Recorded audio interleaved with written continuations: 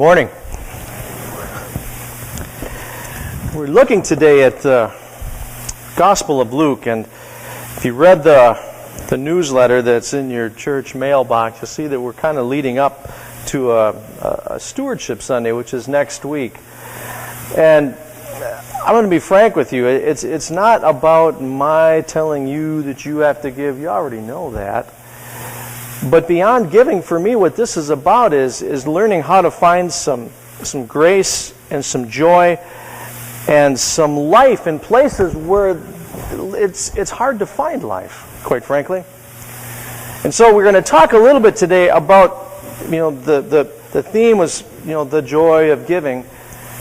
But really that's all we're going to say about giving in the sermon. And I apologize to those who are new Christians, but today's message is really going to be geared to people who have been into Christianity for a while. This is for people who know what this is about. It's probably not going to be totally irrelevant to people who are new to the faith, but it's going to speak most, I hope, to those who have been Christians for a while, because there's a battle that goes on here.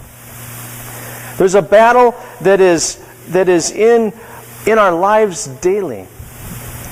You're familiar with Jesus' two sermons from the Gospel. There's two. There's the Sermon on the Mount and there's the Sermon on the Plain. Chris referred to them in the children's sermon. This is the Sermon on the Plain. The Sermon on the Mount is characterized really from the Jewish tradition, and it draws a line of distinction between the righteous and the unrighteous. That will be the Sermon on the Mount. Now, when Jesus gives the Sermon on the Plain, he does something very different. I mean, the two are really quite dissimilar. And in the Sermon on the Plain, what Jesus does is he draws a line between the rich and the poor.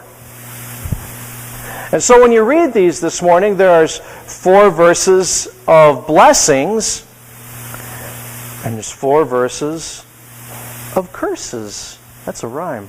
4 verses of curses. Which group are you in? I read that and I think, well, I want to be in the blessed group. Who doesn't want to be in the blessed group? Who here this morning is dumb enough to want to be cursed by God? Oh, nobody. So you read this, blessed are you who are poor. Well, I'm not poor. In fact, I really don't know any poor people in this area. I know people who think that they're poor. I know people whose thinking is poor, whose faith is poor, but that's just their take on things. Compared to virtually anybody else in the rest of the world, the majority of whom are truly poor, we're not poor. Blessed are you who are hungry. Do I look hungry to you?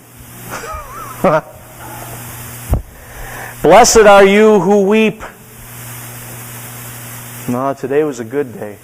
So I got an extra hour of sleep last night. I woke up this morning with a smile, and I'm anxious to get up in the morning. I like mornings, but I woke up this morning and I was happy. I'm not weeping. Blessed are you when people hate you, when they exclude you, when they revile you, defame you on the account of Son of Man. Rejoice in that day. Well, I could probably list those people that hate me. But typically they're afraid of me too, so they don't face me. So they're off in the distance somewhere, doing their little nasty things. It doesn't affect me. So I read these verses, and I have to conclude that I'm not among the blessed. So you read on and you read, but woe to you who are rich. Woe to you who are full. Woe to you who are laughing. Woe to you when people speak well of you. Which group are you in? Well, now that Jesus has got your attention, he goes on and he talks about the real issue here. We sang that song, Onward Christian Soldiers, and you realize that if you look in the latest edition of the Lutheran hymnal, that hymn didn't make it to the hymnal. It didn't make the cut. Go back in all of the other hymnals throughout the recent history of the church, and it's in most of those. In fact, I remember as a little guy walking into a St. Mark's Lutheran Church in Waukesha, Wisconsin, to Pastor Welch, who played the trumpet and would play the trumpet. He'd play "Onward, Christian Soldiers," and we would be in Bible school, and so we would start out on the sidewalk, and we would have our little banners and our flags where the teachers would gather the classes and the ages, kind of like what we do now. We have kids sit on the rug. Okay, well, we gathered out by the street. So we're gathering up by the street by our flag, where our mommies would drop us off, and we would march into church under our flag. And I remember, hearing Pastor Welch play the trumpet and hearing the organ play for Bible school, no less. And we're singing, "Onward, Christian soldiers, marching as to war." And it never occurred to me as a little kid who liked to play war what we were talking about. Once the years go on, we get into more of a kinder age, a gentler age. We get to a place where it's not polite to speak of the battle. So the hymn kind of falls out of favor. I served a church a number of years ago that had some very quote-unquote pious people, self-righteous people is what they were. But they were offended by this song because it spoke of war. And I always wanted to ask him, never quite had the guts because I thought it would sound pretty smart, Alec, but how do you think this nation got here? How do you think you have the privilege to come here today and worship freely without fear of who's outside or who's down the street or who's watching or who's not?